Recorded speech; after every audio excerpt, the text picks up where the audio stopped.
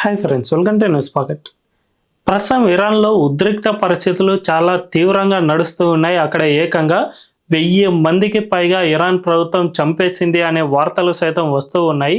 ఆ దేశంలో ప్రజా ఉద్యమం ఎంత పెద్ద ఎత్తున జరుగుతుందో దీన్ని బట్టే మనకు స్పష్టంగా అర్థమవుతుంది. మనందరికీ తెలుసు, ఇరాన్లో ఇప్పుడు ఆర్థిక వ్యవస్థ అనేది పూర్తిగా పతనం అయిపోయిన దశకు చేరుకుంది. ఇందుకు ప్రధాన కారణం ఆ దేశంలోని ప్రభుత్వంలో మతపరమైన జోక్యం చాలా ఎక్కువగా పెరిగిపోతూ ఉండటమే అని అక్కడి ప్రజలు భావిస్తూ ఉన్నారు. అందుకే ప్రభుత్వానికి వ్యతిరేకంగా ముఖ్యంగా ఈ ఇస్లామిక్ మతోన్మాదానికి వ్యతిరేకంగా అక్కడి ప్రజలు ఉద్యమాలు చేస్తూ ఉన్నారు. ఈ ఉద్యమాలను ఖమేనీ ప్రభుత్వం అణిచివేసే ప్రయత్నాలు చేస్తూ ఉంది. అందులో భాగంగానే ఇప్పటి వరకు దాదాపు 1000 మంది దాకా ఇందులో చనిపోయారు. ఇంతకంటే ఎక్కువే ఉండొచ్చు. అంతేకాకుండా ఎవరైతే చనిపోయిన వాళ్ళు ఉంటారో వాళ్ళ మృతదేహాన్ని బంధువులకు అప్పగించాలని కోరినా కూడా తాము వాడిన బుల్లెట్లకు మీరు డబ్బులు చెల్లిస్తే తప్ప ఆ మృతదేహాలను మేము మీకు ఇవ్వబోము అనే విధంగా అక్కడి ప్రభుత్వం ప్రవర్తిస్తోంది. అంటే ఇది ఎంత క్రూరంగా ఉందో అర్థం చేసుకోవచ్చు. మరి ఈ నిరసనలు అనేవి భవిష్యత్తులో ఎక్కడి వరకు వెళ్తాయి, ఇందులో ట్రంప్ ఎక్కడి వరకు జోక్యం చేసుకుంటారు, ఈ నిరసనలు ఇదే విధంగా సద్దుమణుగుతాయా లేదంటే ట్రంప్ తీసుకునే యాక్షన్ వల్ల ఈ ఖమేనీ ప్రభుత్వం పడిపోతుందా అనే విషయాలను మనం ఈ వీడియోలో తెలుసుకుందాం. అంతకంటే ముందు ఈ ఛానల్లో ఇప్పటి వరకు మొబైల్ క్లారిటీతో మేము మీకు వీడియోలు అందించాం. ఇకపై నుంచి కెమెరా క్వాలిటీతో మీకు వీడియోలు అందిస్తూ ఉన్నాం. సో మాకు ఇంతకు ముందు ఏ విధంగా అయితే సపోర్ట్ చేస్తారో అదే విధంగా ఫ్యూచర్లో కూడా సపోర్ట్ చేస్తారని ఆశిస్తూ ఉన్నాం. వెంటనే మా ఛానల్ను సబ్స్క్రైబ్ చేసుకుని బెల్ ఐకాన్ క్లిక్ చేయడం అస్సలు మర్చిపోవద్దు. ఇక డీటెయిల్స్లోకి వెళ్తే ప్రస్తుతం ఇరాన్లో మాత్రం పరిస్థితులు చాలా భయానకంగా కనిపిస్తూ ఉన్నాయి. అక్కడ పూర్తిగా ఇంటర్నెట్ అనేది షట్ డౌన్ జరిగింది. ఏకంగా ఎలాన్ మస్క్ కు సంబంధించిన స్టార్ లింక్ ను సైతం కిల్ స్విచ్ ను యూజ్ చేసి ఖమేనీ ప్రభుత్వం పూర్తిగా ఇంటర్నెట్ ను షట్ డౌన్ చేసేసింది. తద్వారా అక్కడ ఇంటర్నల్ గా ఏమేం జరుగుతోంది అనే విషయాలు బయటి ప్రపంచానికి అసలు తెలియడం లేదు. అక్కడక్కడ చిన్న చిన్న వీడియో క్లిప్పింగ్ అనేటివి బయటికి వస్తున్నాయే తప్ప పూర్తిగా దానికి సంబంధించిన సమాచారం అనేది అసలు బయటికి రావడం లేదు. మొత్తానికి చూసుకుంటే ఆ దేశంలో ప్రజలు పెద్ద ఎత్తున ప్రభుత్వానికి వ్యతిరేకంగా పోరాటం చేస్తూ ఉన్నారు అనేది మాత్రం స్పష్టంగా అర్థమవుతుంది.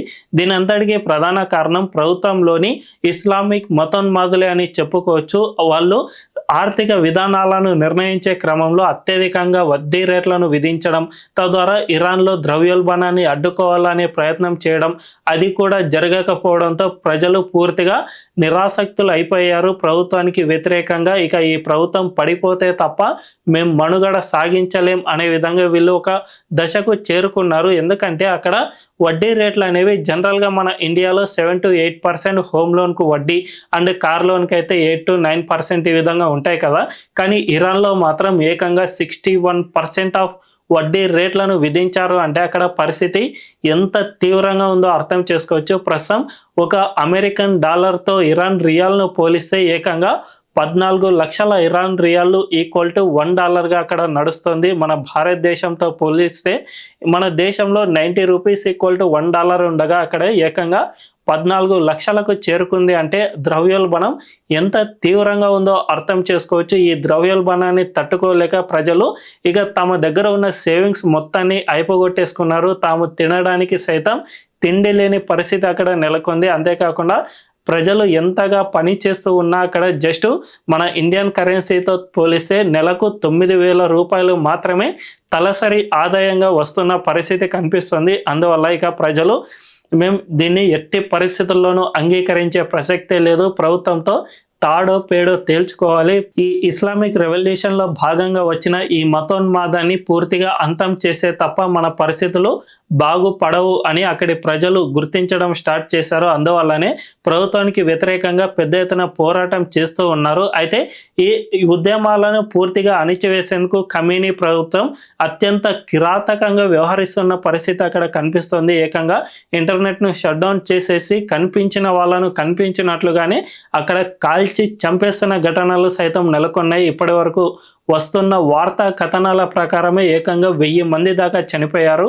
అఫీషియల్గా 548 మంది చనిపోయారని ఇప్పటికే నివేదికలు సైతం వస్తూ ఉన్నాయి. అటు ఇజ్రాయెల్ ప్రధాని బెంజమిన్ నెతన్యాహు సైతం ఈ విషయాన్ని ధృవీకరించేశారు. ఆ దేశంలో ఎక్కువగా మారణ హోమం అనేది జరుగుతుంది. దీనిపై ఐక్యరాజ్య సమితి సైతం స్పందించి వెంటనే జోక్యం చేసుకోవాలి అని ఆయన రీసెంట్గానే కోరారు. మరోవైపు అమెరికా అధ్యక్షుడు డొనాల్డ్ ట్రంప్ మాత్రం ఇరాన్పై తాను ఏకంగా యుద్ధమే చేస్తాను, ఉద్యమకారులు మీరు అస్సలు వెనక్కి తగ్గవద్దు, వీటిని ఇలాగే కొనసాగించండి, ఇరాన్ ప్రభుత్వం ఎంత పెద్ద ఎత్తున మారణ హోమాన్ని సృష్టించినా కూడా మీరు అస్సలు వెనక్కి తగ్గవద్దు, నేను వెంటనే రంగంలోకి దిగుతాను అనే విధంగా ట్రంప్ ఇటీవలే ప్రకటన చేశారు. ఇందుకు అనుగుణంగానే తన యుద్ధ విమానాలన్నిటినీ కూడా ఖతార్ ఎయిర్ బేస్కు తరలించేశారు. ఈ ఖతార్ అనేది ఇరాన్కు జస్ట్ 300 కిలోమీటర్ల దూరంలో మాత్రమే ఉంటుంది. సో ఇంత దగ్గరకు తన యుద్ధ విమానాలు అన్నిటినీ తరలించేశారు. మరోవైపు పాకిస్తాన్ ఎయిర్ బేస్లను సైతం అమెరికా అండ్ ఇజ్రాయెల్ రెండూ కూడా ఉపయోగించుకుంటూ ఉన్నాయి. అంటే పాకిస్తాన్ అనేది ఒక ఇస్లామిక్ దేశం, అదే సమయంలో ఇరాన్లో కూడా ఇస్లామిక్ దేశమే. ఈ రెండు కూడా మేము పరస్పరం సత్సంబంధాలను ఏర్పరచుకుంటూ ఉన్నాం అండ్ మా రెండు దేశాలు ఒకటే అనే విధంగా వీళ్ళు గతంలో అనేక ప్రకటనలు చేసినప్పటికీ కూడా సరిగ్గా యుద్ధం వస్తున్న సమయంలో పాకిస్తాన్ అమెరికాకే హెల్ప్ చేసిందే తప్ప ఇరాన్కు అస్సలు హెల్ప్ చేయలేదు. తద్వారా అమెరికా పాకిస్తాన్ ఎయిర్ బేస్లను సైతం ఉపయోగించుకుంటోంది. తద్వారా ఎప్పటికైనా కానీ ఇరాన్పై అటాక్ జరిగే అవకాశాలు ఉన్నాయి అని వార్తా కథనాలు సైతం చెబుతూ ఉన్నాయి. దీన్ని బట్టి చూసుకుంటే మొత్తానికి ఖమేనీ ప్రభుత్వానికి వ్యతిరేకంగా అక్కడ లోకల్ పీపుల్ ఇస్లామిక్ మతోన్మాదం పూర్తిగా అంతరించిపోవాలి, మేము స్వేచ్ఛగా బతకడానికి మాకు అవకాశం కల్పించండి అని ఇరాన్ ప్రజలు పెద్ద ఎత్తున పోరాటం చేస్తూ ఉన్నారు. ఈ పరిస్థితులన్నీ 1979లో ఇస్లామిక్ రెవల్యూషన్ అనేది స్టార్ట్ అయింది. అప్పటి నుంచే ఈ రెవల్యూషన్లో భాగంగా మహిళలపై పెద్ద ఎత్తున అణిచివేత చర్యలు అనేవి జరుగుతున్నాయి. ముఖ్యంగా 2022లో మహసా అమిని అనే ఒక 19 ఏళ్ల బాలికను నడి రోడ్డుపై రివల్యూషనరీ గార్డ్స్ కొట్టి చంపేశారు. ఎందుకంటే ఆమె బుర్కా సైతం ధరించింది, కానీ ఆ బుర్కా నుంచి తన జుట్టు అనుకోకుండా కాస్త బయటికి కనిపించడంతో ఈ రెవల్యూషనరీ గార్డ్స్ ఆమెను నడి రోడ్డుపై చితకబాదారు. తద్వారా ఆమెను జైలుకు సైతం తీసుకువెళ్లారు. ఆ జైల్లో సైతం టార్చర్ పెట్టడంతో ఈ 19 ఏళ్ల అమ్మాయి అక్కడికక్కడే చనిపోయింది. దీనిపై అప్పట్లోనే నిరసనలు వ్యక్తమయ్యాయి. చాలా మంది బుర్కాలను తీసివేసి నడి రోడ్డుపై కాల్చివేయడం ఇలాంటివి చేస్తూ వచ్చారు. ఇప్పుడు కూడా ఈ మతోన్మాదానికి వ్యతిరేకంగా అక్కడి ప్రజలు పోరాటం చేస్తూ ఉన్నారు. ఇదే సమయంలో అమెరికా సైతం రంగంలో దిగే అవకాశం ఎప్పటికైనా ఉంది అనే చెప్పుకోవచ్చు. ఈ నేపథ్యంలోనే ఈ ఉద్యమాలను వెనువెంటనే అణిచివేయాలి అనే ఉద్దేశంతో ఖమేనీ ప్రభుత్వం ఎక్కువగా మారణ హోమాన్ని సృష్టిస్తోంది. తద్వారా ఉద్యమకారులను పెద్ద ఎత్తున భయపెట్టే ప్రయత్నం చేస్తోందని చెప్పుకోవచ్చు. మరి ఈ ఉద్యమాలు ఎక్కడి వరకు చేరుకుంటాయి? ఇవి చివరిగా ఖమేనీ ప్రభుత్వాన్ని కుప్పకూల్చే దశకు చేరుకుంటాయా, లేకపోతే మధ్యలోనే ఆగిపోతాయా? ఈ ఉద్యమాలపై ఖమేనీ విజయం సాధిస్తాడా అనే విషయం తెలియాలంటే వేచి చూడాల్సిందే. అండ్ ఇరాన్పై అమెరికా భవిష్యత్ యాక్షన్ ప్లాన్ ఏ విధంగా ఉండనుంది?